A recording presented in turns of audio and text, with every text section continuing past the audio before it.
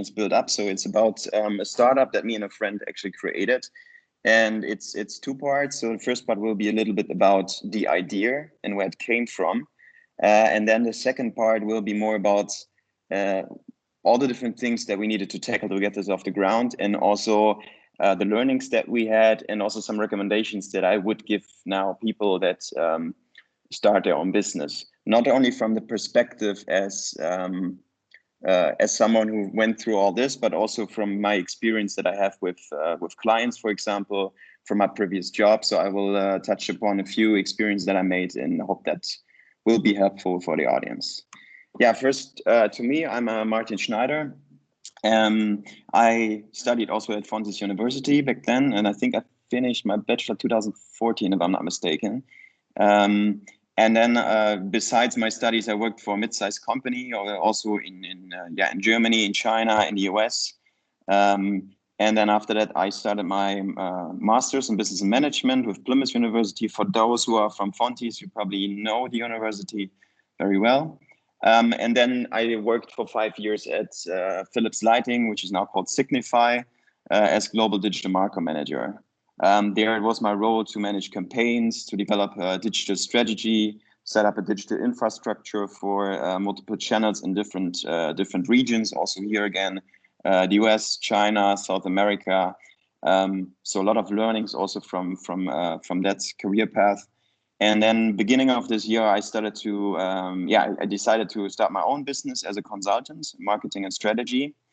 And last year, and that is also what this topic is about, me and a friend started our own business.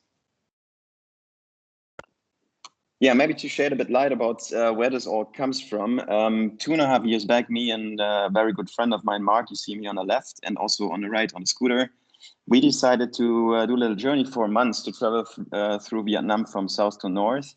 And that is actually where the idea came from. So Mark, he is a musician and a videographer. And, you know, when you're on a scooter for like multiple hours a day, you have a lot of time to chat.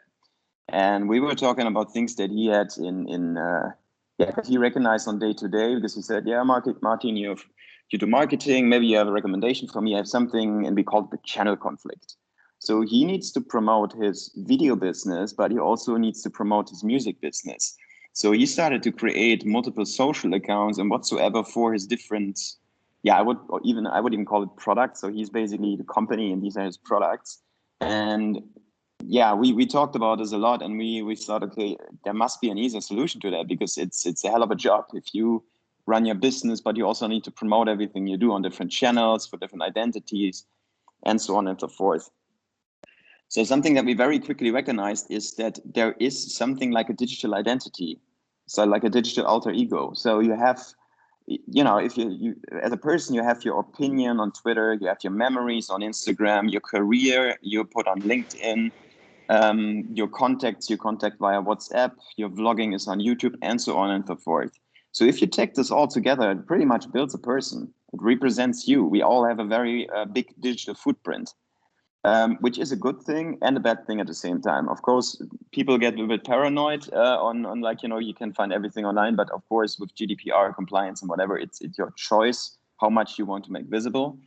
On the other hand, it's a huge opportunity, because nowadays also, as a company, also want to do a bit like employer branding.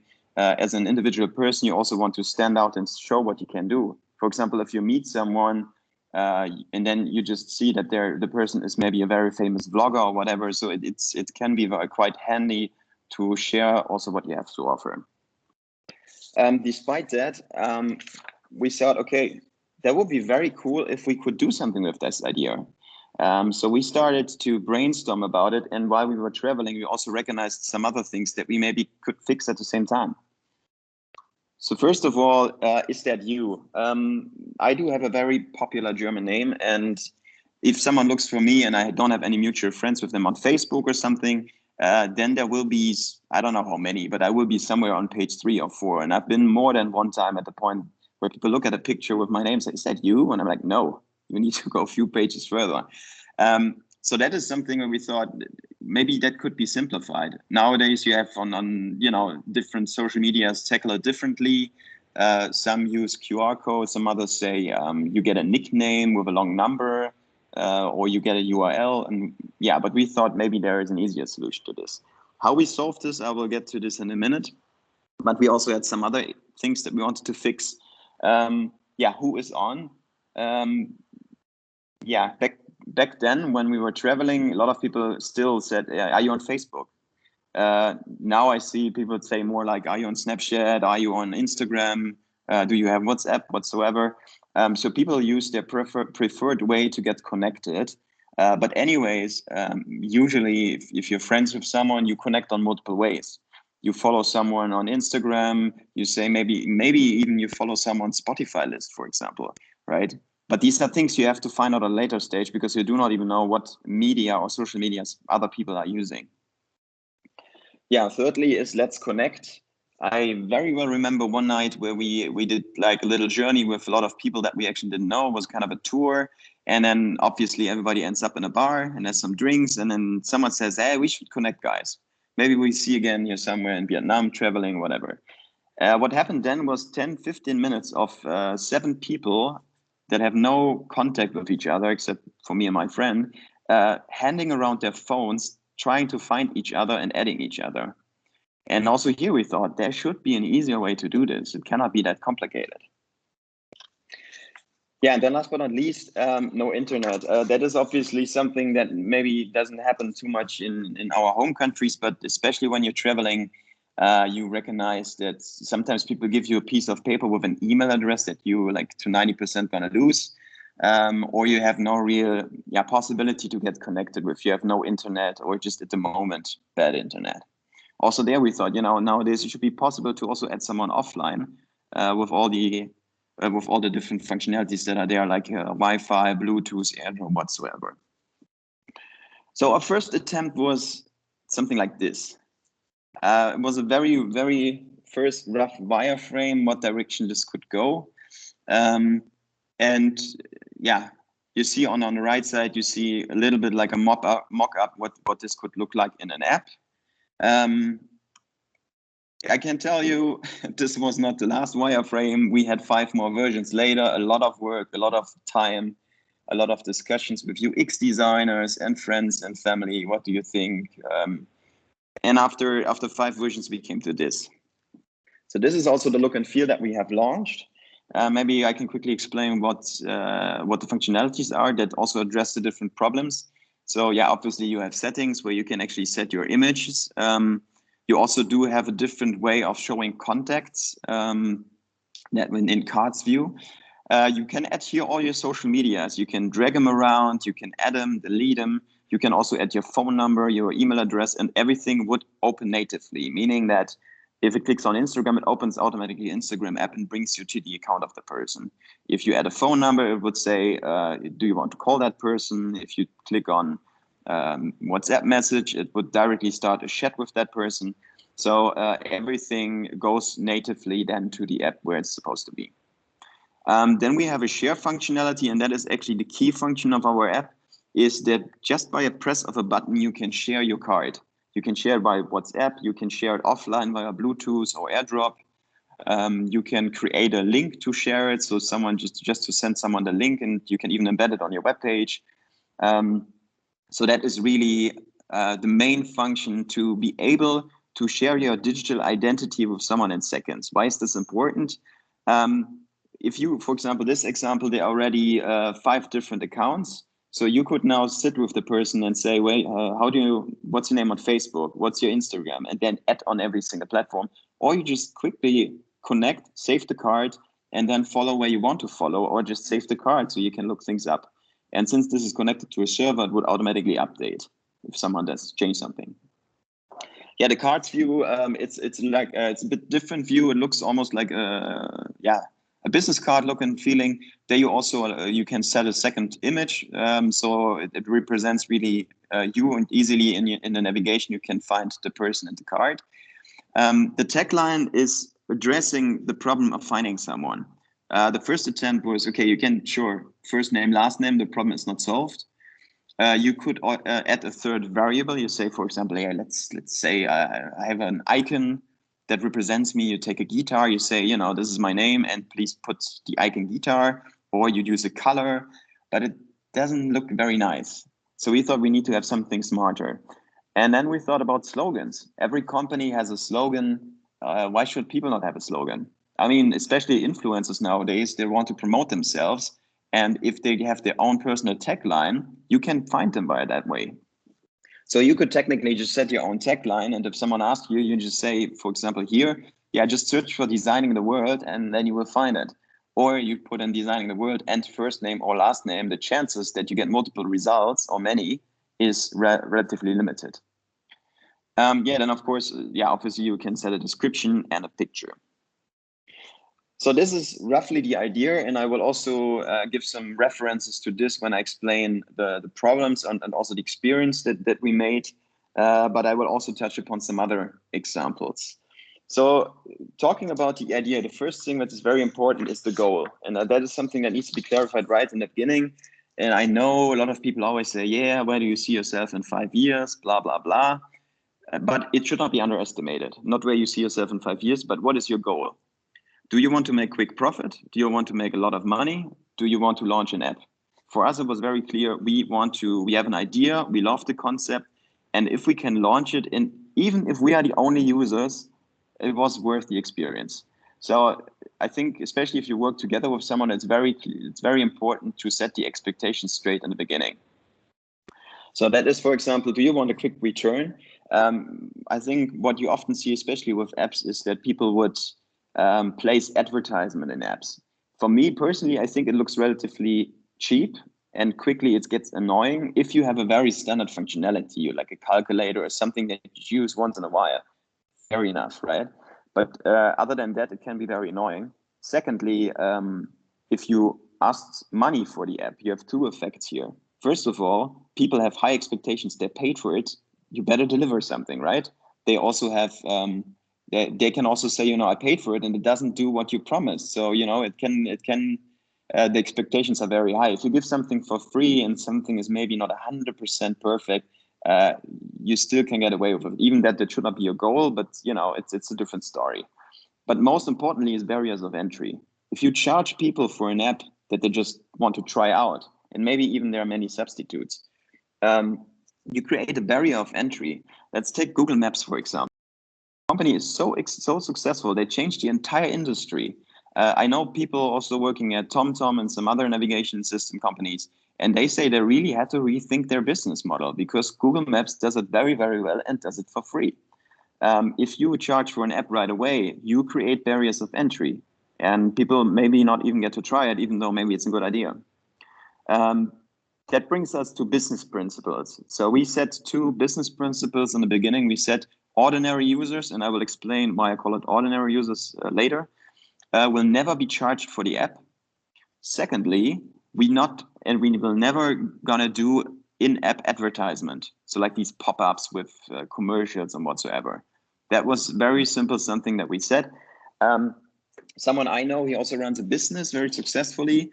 He also has, just as another example, set a competitive clause. So he says, I would never serve a new customer that is a direct competitor of a current customer. And he had also some industries where he had very small clients, and then a huge client came up, was a huge business. And he basically said, you know what, I stick to my principles. The business runs very well, the customers appreciate, and he really built up long-term relationship with his customers. So it doesn't always have to be a bad thing to be just persistent on your principles.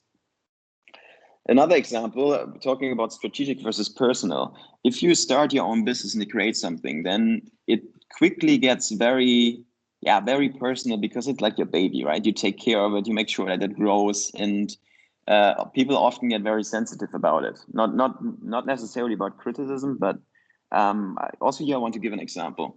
A friend of mine, he worked with a company that created hats, like caps, and these caps were made out of wood. So it was, I think, 2 years back, and it was like really a cool thing that gave it a fresh look. It was using a different and more sustainable material. And so the guy was an engineer. He created these caps and he bought a machine to build them himself. It was, I think he paid for the machine about 10 to 15K.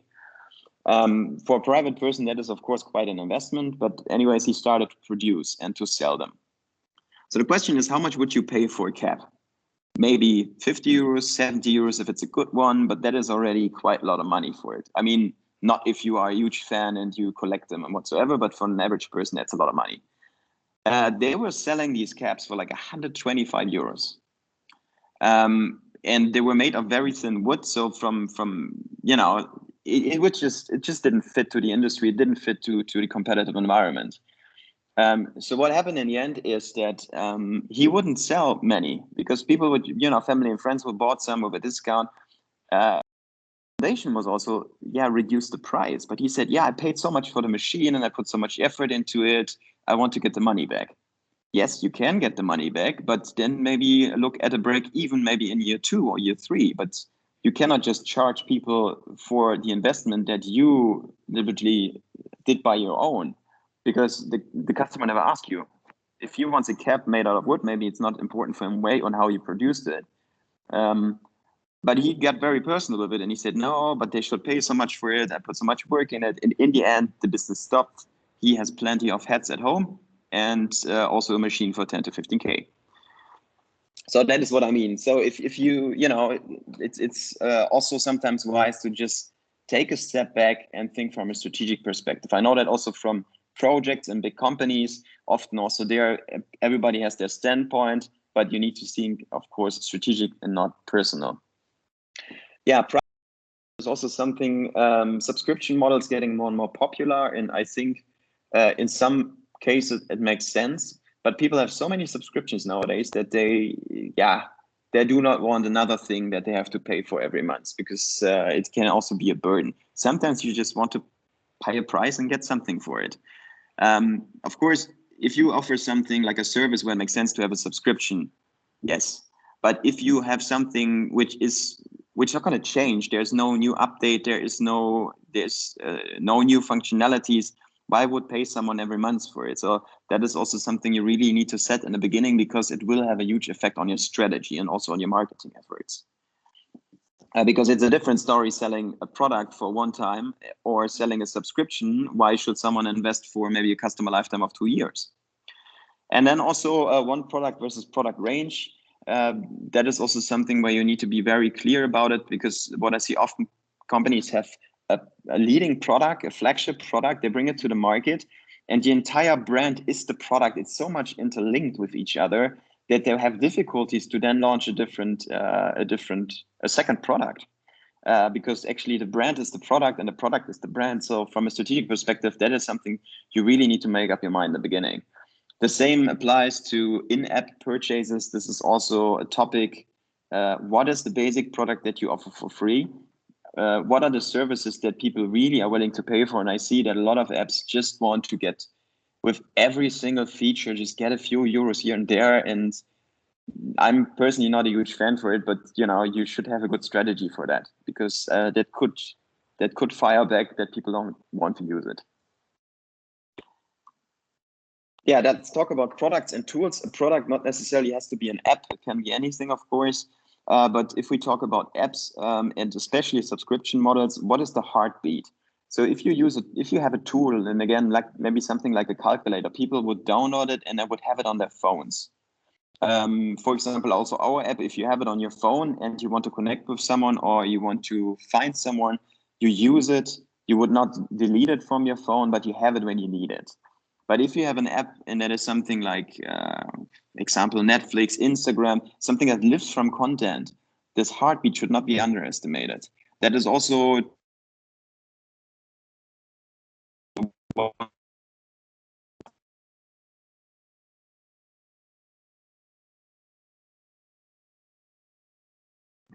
Martin, we can't hear you.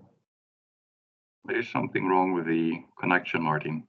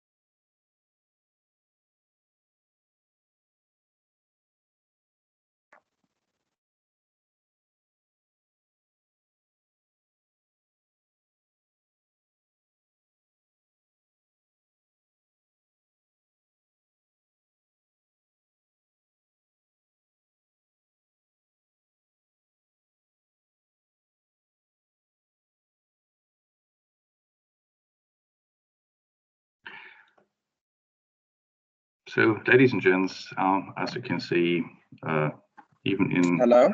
Yeah, Martin, we hear you again. Awesome. So somehow my connection dropped out. Where did you lose me?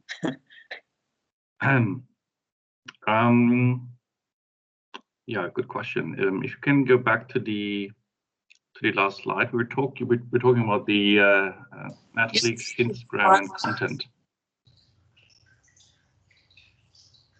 This one? With the heartbeat and Yes. you continue. Oh, yeah. Perfect. Yeah, sorry, somehow the internet connection is today, but I hope I lose. Okay, what did I? Yeah, I just started with the heartbeat. Okay, let me just continue here. Sorry for that. Yeah, like I said, so if you have an app where there needs to be something driving people back to the platform whatsoever, and where you have an advantage of people coming back frequently, you really need to put some thinking into what is the heartbeat. What is the frequency of information that I do? I have a content plan? Can I facilitate this? And also, and that is the next point, also promote. How do I promote this? How can I make sure? Do I work with notifications? Do I work with emails?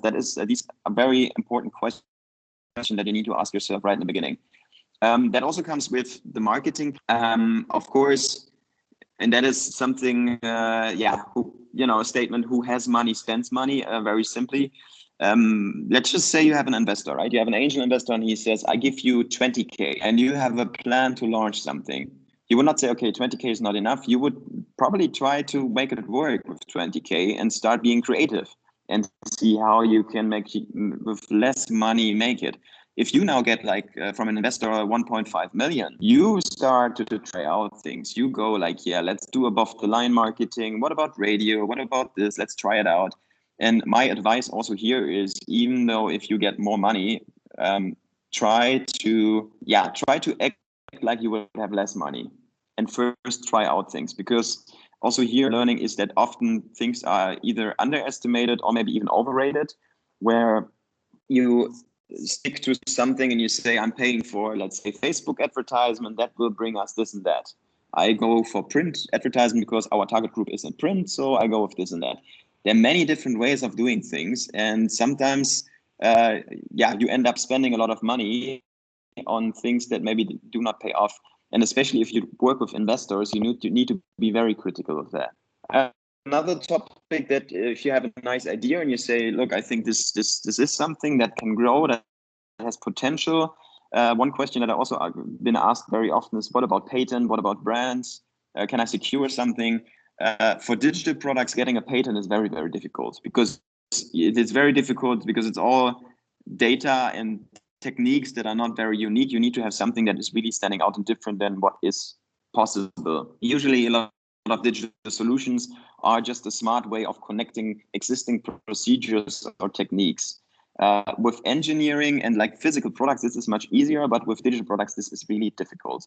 And I also checked with a lawyer and some others that I have in my network, and they basically also say the same. The best way you can do it, have a very good brand built, that is also recognizable, and make sure that you save your picture, your brand as such. And that can also be, it's not that expensive.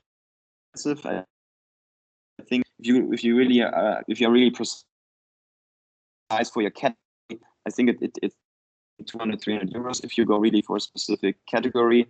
So it's definitely something that can be paid. One thing that is really a time-consuming thing is naming. And I also have quite some friends that also started their own businesses or whatsoever. But every time it's I don't know how I'm going to call it. I'll come up with a working title, and then I think, okay, let's park it for now. We spent months at brainstorm sessions, asking friends and family, posted things, whatever is possible. The name was maybe taken. The name was already associated with something else. In the end, we stick to our working title because we're so much used to it, and we also liked it, and we said, okay, but we put a lot of time into it. I think the naming is not always critical. It's more of course, if you have something that is really catchy and something that is smart, maybe not go for a huge long name. I think this is logical, but the effect of just the name for something that starts from is often underestimated. Yeah, then gadgets were needed, and here I said, if you want to check things, especially also if you start your own business, taxation, then also with a lawyer, or if you want to do proper UX design, you need to get people on board. It doesn't mean that they need to be part of the company, but at least that you consult the right people, because in some areas expertise is needed. I'm a big fan of doing everything my own, but definitely. But for some things like UX design, I mean, we even now not at the point where we want to be, but I think we already made huge steps forward. When you looked at the wireframe that I showed first and then the later one. So they're really my advice is, if you need certain expertise, don't waste too much time, especially if it is an investor on board and you have some money. Make sure that for specific topics, you save your time and focus on more important things. And that brings me also to the point, go live versus eternity. Very simple. You need to really clearly define an MVP. That is not only true for startups, that is true for every project, also the ones that I do with my bigger clients, where they're also quite some complex projects. You need to be very clear what is your MVP. I will share a bit more about this, because one thing, and I think everybody who starts their own business will say this is true, there is always something you can do about it. There's always something you can improve. It will end up in a long list and you will never be finished. Also, you will start building things on assumptions. You first need to make some, need to make some kilometers, so to say, before you can actually judge what is the right way and what's the wrong way. But I will talk a bit more about this in a minute. So I have also some tools, and now we come to the bit more heavy slides. I would like to talk a bit about service blueprint, what it really shows what you need to realize something, project, and so on. Then also I would like to shed some light on customer journey. I know some of you might know it, but also they're really looking into onboarding process versus the daily usage, for example. I give you an example of some very early five-year financial overview that I created, and then also talk about the Canvas model, which is a very good alternative to time-consuming business plan. Yeah, first of all, a user journey. So that is something that has changed, but this is something we set up 1.5 years ago, where you really see the different phases of a customer journey. There are plenty of examples online, but I would highly recommend to not just stick to something that is thrown at you, but customize it for whatever your business model. First phases are more or less the same, but call it in a way that you can relate to it and it makes sense to you. So we differentiated between getting started, and there you see, even if you get started for the first time, there will be a different flow where you also set your notification settings. You start to add contacts, find contacts, but then there's also a flow where you start exploring the app. You see, what can I do with it? You test functions, you share it, you try it out. Of course, the use of the app, the return to the app, very important here. Do like a feed? Do we have a notification plan?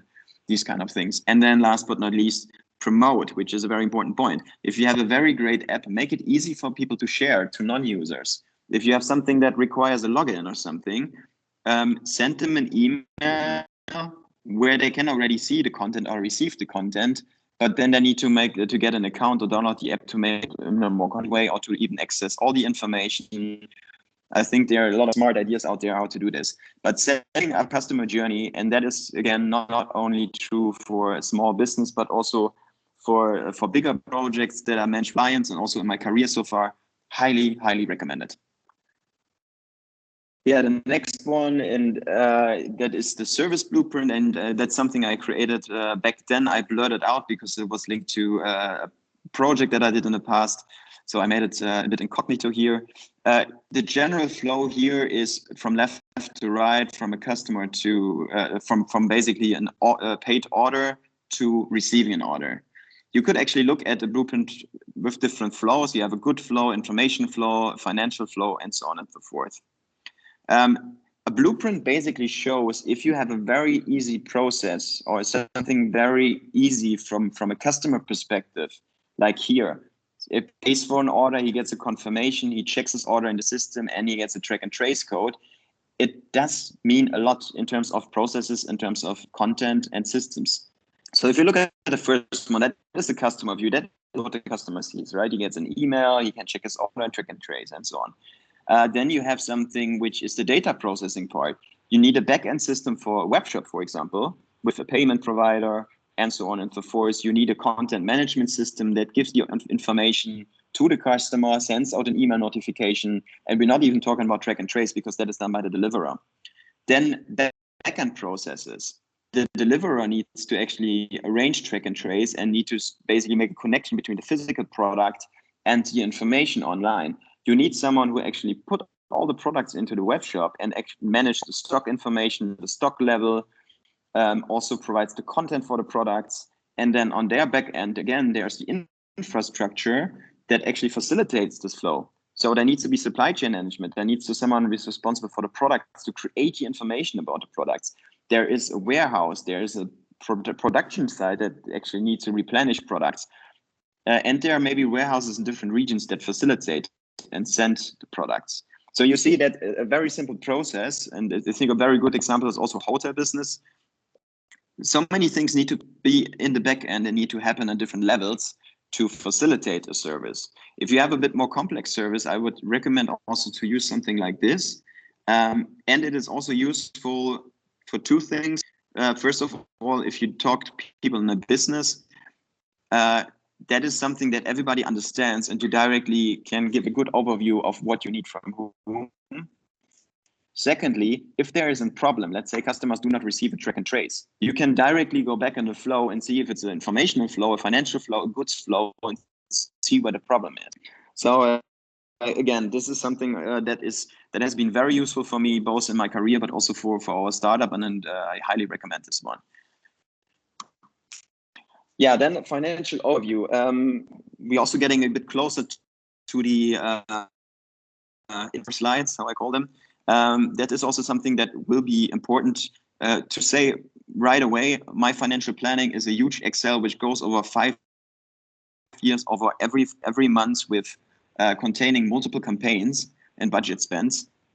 This is a little bit like a summary. That was basically 2 years back, my first draft that I created to see where do we stand.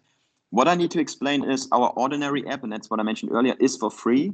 But we do have a long-term business model, which I cannot go into in detail today because it would just be too much. But where we have an advanced and a professional product. Advanced is for people that do need a bit more skills or a bit more functionalities in the app. And then we have a professional one, which is really for big businesses. Let's start on top. So of course, you see from left to right, you see the 5 years. The advanced product, for example, here we said in the beginning, yeah, maybe it should cost like €2.99 per month because we didn't want to add another subscription people have for €9.99. And then for business, like I said, this is the price point we had. And then what you need to consider is also what is going to be your cash cow in the future. In the beginning, maybe you see it here, the entry product also for promotional reasons would be our advanced product. But at some point, we really want to shift that the bigger share comes from professional because it actually gains more money, generates more money. So that is also something where you need to think about a product life cycle. You need to also know, can I already launch this and this product at this time, or do I need some kind of roadmap? That is something that also investors like thought a bit further than just break even. Then, the price point, I think that is really differs per product, obviously. The revenue, I think it's also clear. What is important is, and I cannot stress that too much, the market volume and the market share. We've done tons of research. We analyzed multiple markets to really come close to a realistic number of what the market volume is. And despite the volume, and let's say you get a very nice market share or share of wallet, you still need to see if the market has growth potential. That is also critical. So what we did here, and you will see that market volume sticks to 250 potential customers, 250,000 potential customers, simply because we said we could not make proper estimations about the growth rate of the market because it was very diverse. So we said we go for a worst case. So if the market sticks like this, even then it's lucrative for us. If you have the possibility to consider market growth, go for it. Because it's going to make a huge change also for an investor to say, I invest for 5-7 years to go into this business because I see growth potential. Meaning that even though there is no second round of investment, it's still lucrative for him because there's growth. Yeah, market share. Also here, I would say be realistic. It's good to be optimistic if you have a startup, but also be realistic because you do not want to look naive. Then better be good with having 2 or 3 financial plannings, one with something that you think is realistic and maybe even a worst and best case. That way everything is covered. I can also recommend that. We also did that. It's not in this one, but we have it in another one where we also talk about worst and best case, but that it's important. Yeah, the costs. That is something what I also recognized from friends that actually, where I looked over financial planning of their startup. Sometimes, you want to make your numbers look nice. You want to have a quick return of investment, but be realistic. You do not help anyone with making wrong estimations or too nice estimations. Let's imagine your app lives from a payment. You have a payment provider and actually lives from that functionality because that generates cash flow. Let's say you run into huge difficulties and something is wrong, it doesn't work anymore, or you need to change something because on some regulations. And then you didn't allocate enough money to actually pay for it. Your business cannot grow further. So you need to be also there, very, very realistic. Another example, which is often done in businesses, is forecasting. So a lot of big companies do forecasting. And then later on, maybe some regions, some markets are above, below forecasting, which, doesn't sound too wrong, but usually the markets want to be, or companies want to be better than the forecast, but it doesn't help. The best way possible is if you exactly according to your forecast. It doesn't mean that you underperform if you're below forecast. It simply means that the products are available, because it doesn't help you if you generate more sales, but you cannot deliver. And therefore, forecasting is something that needs to be done realistic. And even though if the numbers do not look nice, this is your business model. It's going to happen. No matter if you change the numbers to a positive or not, it's going to happen. So the more realistic you are here, the better it is. Yeah, and then also, of course, if you have the marketing expenses and campaigns, that is really dependent on the product, and it will bring you to a total number. As you can see here, our first planning, and it has changed due to Corona, I will talk a bit more about this later, would only generate revenue after the 3rd year, which is a realistic assumption. I mean, this is not untypical for startups. Yeah, then something, and I know this is probably the most heavy slide I will give to you today, is the canvas model. I also have been approached quite often from friends and also some people that I knew that have a startup. Can you write a business plan? Do you know what needs to be in a business plan? And so on and so forth. If you go to a bank, they probably want to see something like this. If you go to a venture capitalist, probably they also want to see a business plan. However, if you want to start writing it, there's so many open questions. And a canvas model is something I only know for 2 years now, but I highly recommend this because it is a summary of all important points and beyond from a business plan. If you work with an angel investor, this might be good enough to show basically your concept and your strategy. So let's also here highlight a few things. So first of all, on top, you see concept. You should be able to summarize your concept in a very simple. It should not take 5 to 10 slides to explain what your business is about. Then the problem and the MVP. The problem, some of you are from university, probably the problem statement, very typical. That needs to be said. Why would people actually use it? It's more the why than the problem question, to be honest. And then, and this is a very, very important point, is the MVP. What is your minimum valuable product that you're going to launch with? Best way is even to have a checklist. What should, in an example of an app, what should your app fulfill in order to be good enough to launch it? Because otherwise you run into development. And that is, again, not only true for apps or startups. This is something that is a common practices in big companies, because otherwise you will not stick to a release plan. You will not stick to the return of investment and the time planning that is or sticks to that MVP. So I would highly recommend you also make an MVP stage. If you have some developments where you think, oh, this would be great, do them away, put them on a backlog. And I can tell you, we had some functionalities that we excluded from the MVP that we later turned into promising revenue models on a long run. So these ideas are definitely valuable, but be very certain what you need to start with. Yeah, I think target group is a no-brainer. You really need to know who you're addressing with your product. Characteristics is an interesting one. It's really, yeah, it's mostly about brand identity. Is your app, your product, is it recognizable? Can you see from afar? Like best example is Apple earphones or whatever. You always see from afar what brand it is, and the same is also with a certain corporate design that you have. Can someone recognize a certain design, function, and whatever, and directly? Core functions, that is closely linked to the MVP. From your MVP description, the core function should be quite obvious. You see here that we have some marked in red, some in yellow. The ones in red are more for the long-term business model.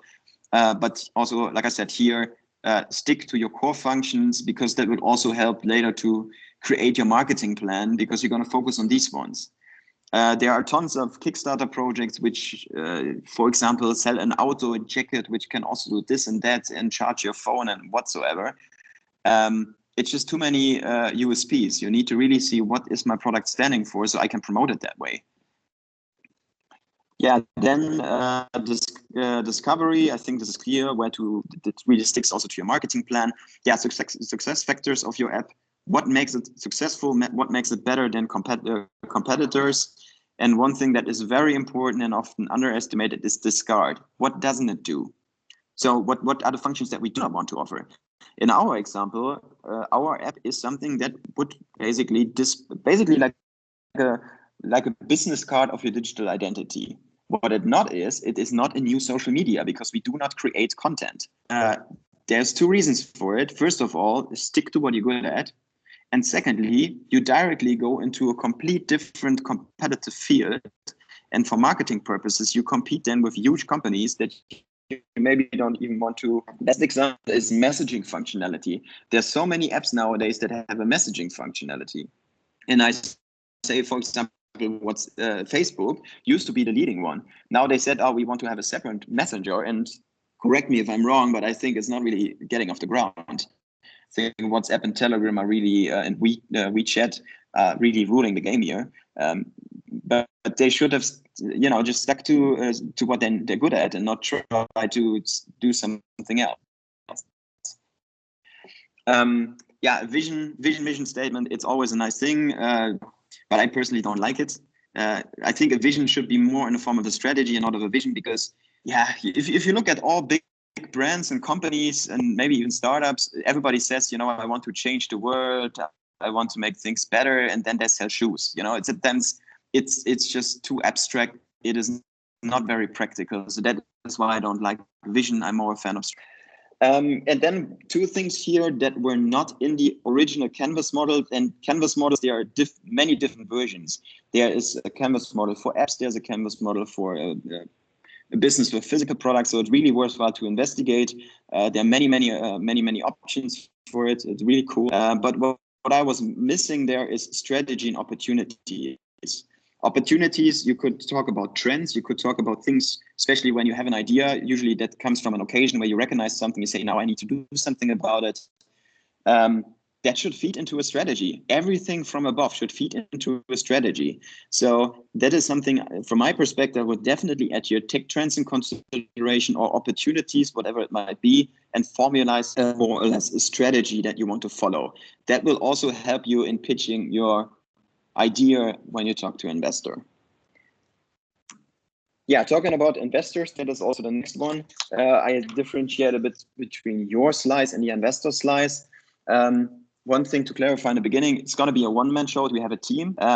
If you have a team, then do they bring in the right expertise? Are they getting shares of your company? Are they being paid? That is something you should be clarifying in the beginning. And that brings me also to the point, contracts versus friends. If you go online and you search for a startup with a friend or whatever, the most common thing is, yeah, what do I do? But I trust him. I just want to give you one story here. A friend of mine, he has a startup they're running already for 5 years. And he told me that in the beginning, there were 3 people. And when they generated the first money, one of the 3 who actually had to share in the company stopped working. So what could they do about it? They never set up a contract or anything. And he simply stopped working and they couldn't make use of him. And they say, okay, if we grow this company, he would get his shares, he would get this return. And he's not putting in any effort. So they had, in the very early beginning, when they just generated money, had to pay him out. And this can be very painful. And if you go through this, I can promise you're not going to be friends afterwards anymore. So this is something that is very important. And to be honest, if it's family and friends, they should be fine with setting up a contract. So there's not going to be something fishy in there. It's going to be a set of rules and agreements that you made together for the worst and for the best case. Very simple. Doesn't mean that you need to both come with your lawyer and set up a 50 pages document, but there needs to be something. Also, if you want to launch a small startup, not with a big investment or maybe no investment, still, if you want to create a bank account with someone together that represents your company, if you want to talk to an investor, they want to see these things. They want to see that you have figured something out, because imagine your startup is very successful after 1 year generating millions, and you and your friend running the startup have a huge conflict, and it gets into a lawsuit and whatsoever. Investors don't like that. If something grows, they don't want you to be busy with a lawsuit that can give negative press, that can jeopardize the entire idea. So they want to see a contract. Very simple. Yeah, detailed development plan, like I touched upon before. Even if you have some ideas that are not important now, note them down, because I can tell you these can evolve into very, very great ideas, very great differentiators, or even revenue models. However, be ready for development plan. Don't think just until the break even, because the investor is going to ask you in the interview. And then you say, okay, and then after year 2, we make black numbers and we make revenue and we break even. And then you say, okay, what's next? Yeah, and then we run the company. Yeah, what's next? You want to grow? You want to launch a second product? What is your plan beyond that? And there should be a long-term plan. Of course, down the road, after 3 years, it can get a bit more abstract. You don't need a detailed plan for 5 years, but at least that you have an idea what direction you can go. Do I want to serve products? Do I want to add services to it? These kind of things. And also that goes alongside with a financial plan. And the first 2-3 years until break even should be very detailed plan. And after this, of course, 5 years is quite a time-wise a distance, but you need to make some assumptions that are realistic. Also here, do a worst case, do a best case scenario that gives them clarity that you have thought about it. And also, again, realistic versus optimistic. It is one thing to be optimistic, which is good. And I'm a huge fan of being optimistic and, like it will work somehow, whatever. But you also need to be realistic and you need to show this. That also means that you need to be and that is something I'm a huge fan of, transparent. We talked to our investors and said, look, the project will, in the best case, after the second phase, generate money. The first phase is jeopardy. If it works, it really depends on the acceptance of users. So it's for us and for you, it's an investment that we make and it's a risk. So I want to be very clear, if we're never going to reach phase 2, we're never going to make money. Therefore, phase 1 is not connected to a high investment, but a lot of work. So, it is what it is. And people like that, because those people that give you money, no matter if an angel investor or VC, usually they made their portion, they made their money with something. So they, I would just assume they're smart, or they know what they're talking about. And they will very quickly recognize if you try to make some numbers look nice or not being realistic. So I think that is a very, very important point. And our investor also said that in the beginning, he really, really appreciated that we were that transparent. Also be confident and patience. I also have some friends that launched a startup, and there were some companies offered him something and said, yeah, but we want 50% of the shares, or we want 35% or whatever. Really make sure that you give it the time. If you look for investors, there are events where basically startups and investors meet. There are platforms. There are even company builders that really help you to build your company from scratch, but they take as much as 30 to 50%. So there you maybe need to be patient to look for the right investor. Yeah, VC and angel investors, I just briefly touch upon it. VC investors are basically professionals that invest money from other people into startups, into ideas. That means also, since it's not their own money, they want to have a quick return as soon as your company runs well. And maybe then you start a second row investing into the idea again. They say, okay, now we want to have, we want to exit with more money than we initially went into the idea with. So there you need to also prepare an exit plan that needs to be detailed. Angel investors also want an exit plan, but usually they're a bit more lean back. They say, okay, you know, let's run for it for 5-6 years. At least I get my return from it. And if it works well, why not keeping my money in that one? Because it's better there than on a bank, for example. So there, I think, is a bit more flexibility. And usually with angel investors, if you're lucky, they have also a very good network in the area that you're operating in. So you can also have benefits from that one. If you have a development partner, like someone who's developing an app or developing a product or whatever, also here you can make a split between partially paid, partially shares. Of course, you can also say, please just develop this and this, and you get shares of the company. If it's a lucrative model, maybe it makes sense. We went for a split model, but here, very important, promises versus agreements. If they say, yeah, we will be quick on this, we will make this maybe in the next weeks, whatever, always stick to agreements. Because it doesn't help you if someone says nice words. If you need to go back to your investor and tell why things are not ready, yeah, it's you know, you that has to argue and things not the way they are. So always make sure that you make agreements, that you make summaries of whatever was agreed with the parties. Also here, highly recommend a contract to be set up, obviously. Very important.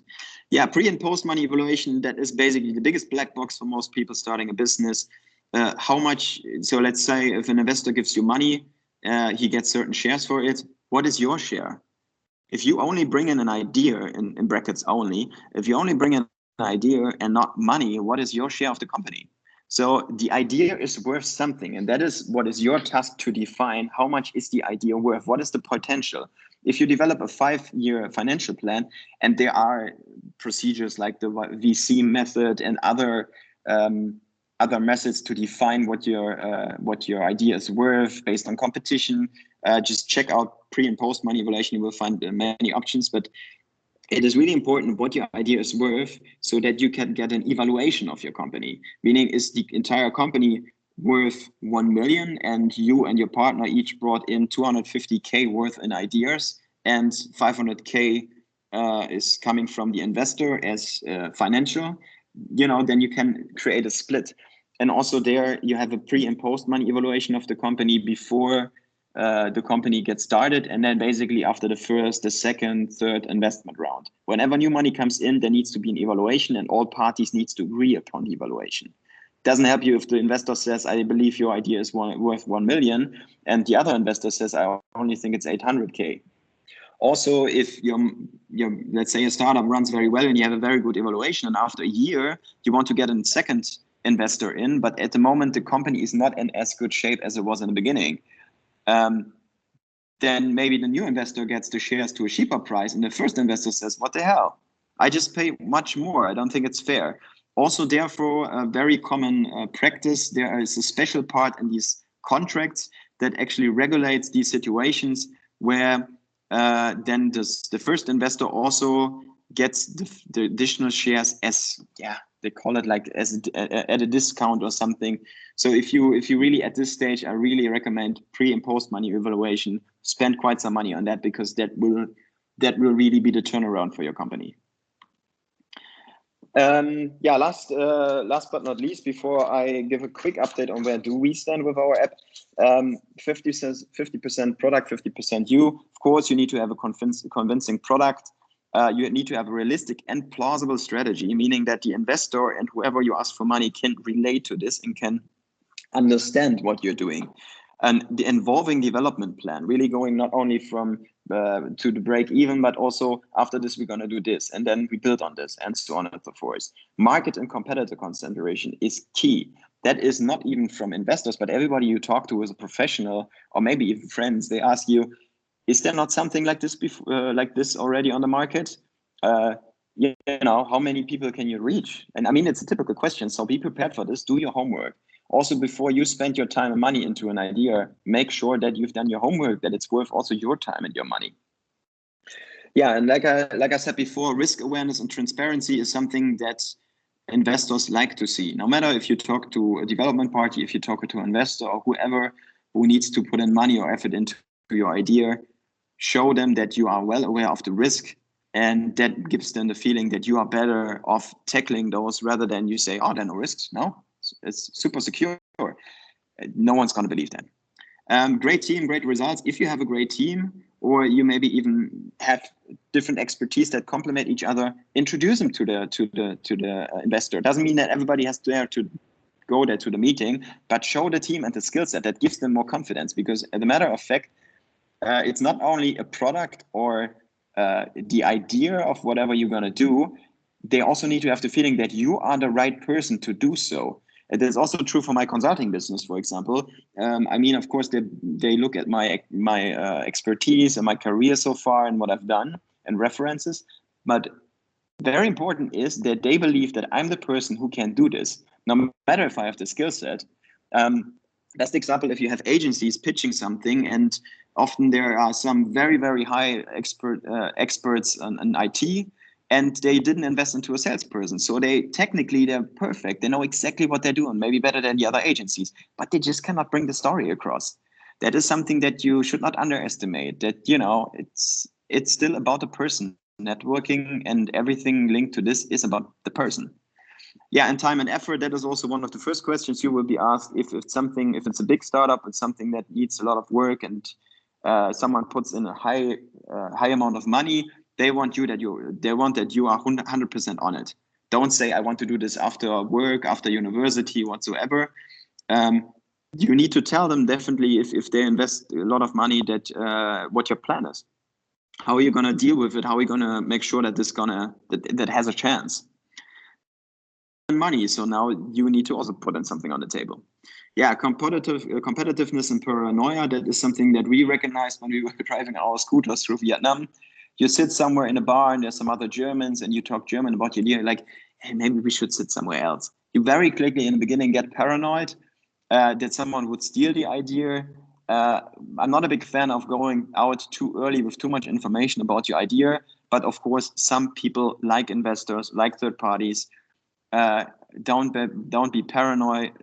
Just show some information. You don't have to go with all nitty-gritty details, but give them something that they can work with and see that the idea has potential.